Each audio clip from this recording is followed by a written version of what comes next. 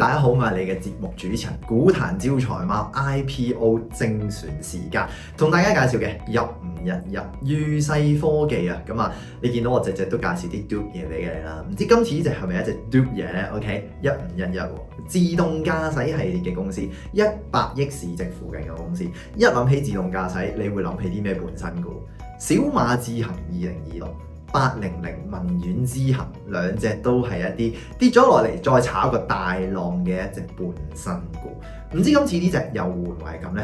嗱，但係唔好留意呢兩隻嘅股票上市嘅時候呢，其實係有啲中概嘅概念股喺度嘅。咁啊，預勢科技咧就冇呢一個 concept， 所以呢個已經有啲唔同啦。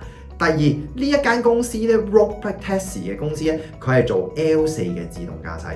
唔知大家又知唔知咩叫 L2 至 L4 嘅自動駕駛咧？當然咧，其實係仲有啲前設嘅階段嘅。講一講自動駕駛呢個 background 究竟係啲乜嘢先 ？L2 就係講緊一啲輔助駕駛嘅功能，司機係主角，系統係助手，可以短暫即刻踩 brake 同埋踩嗰個 acceleration 嘅。L3 有條件嘅自動駕駛。系統係主角，你只係後備。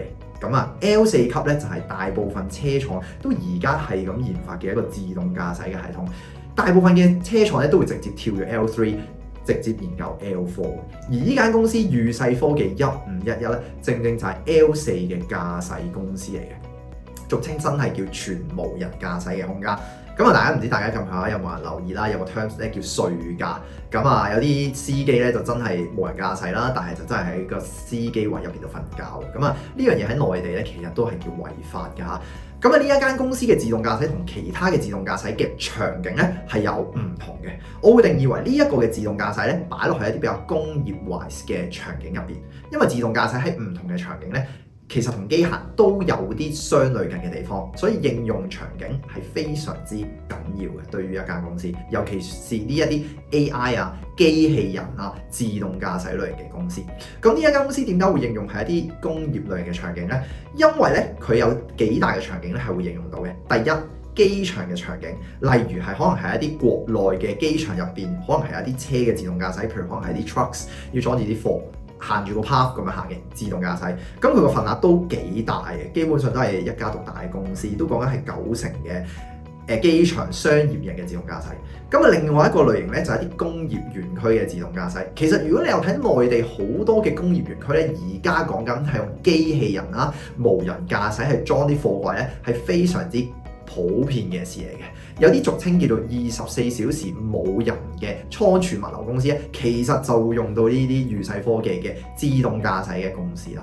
咁啊，有少少似極智家呢一類型嘅機械呢啲咁嘅做法。咁啊，講少少因為係一啲燒錢嘅公司啦，咁所以其實基本上呢啲研發嘅成本咧係極之大嘅。你唔好預期呢啲公司本身有錢得，反而係呢啲公司爆發式嘅增長係個系統或者好多唔同新研發嘅一啲 system 可以再商業化，而令到呢間公司由燒錢好多至到冇咁多。咁啊，呢間公司咧講一講一啲基本上面嘅資料嘅背景啦。呢間公司咧大約係60蚊3毫嘅招股價，亦都係冇招股價嘅範圍嘅。咁啊，50股一手即係乘翻約60蚊價錢，即係大約3000幾蚊嘅入場費啦。中信嘅保薦人嘅，咁啊有其他唔同嘅下邊有協助呢間公司上市嘅券商都有參與嘅。咁啊，呢間公司同其他公司有啲唔同嘅地方咧，就係冇一啲好出名嘅基石嘅投資者，但係佢係一間 18C 嘅公司。咁如果大家之前有留意咧，其實呢一類型嘅公司咧都係帶住一啲光環去近排炒作嘅一啲 IPO 嘅公司嚟嘅。少少 concept 帶俾大家，18C 嘅公司係港交所近年嚟係比較推得比較犀利嘅一啲 IPO 概念嘅公司。咁點樣可以跌到落去呢啲 18C 嘅公司咧？你當係有幾大賽道啦，例如係一啲機器人嘅公司啦。譬如可能係一啲自動駕駛嘅公司啦，一啲先進嘅新材料嘅公司啦，甚至乎係一啲新能源嘅公司，都會跌入去呢啲 18C 嘅市咧上市嘅階段嘅。咁啊，所以呢一個光環咧，無可避免係令到呢間公司加分嘅。但係個賽道上係咪好似其他機器人啊、醫藥股啊、AI 製藥呢一類咁吸引呢？我相信大家都要細心做下功課。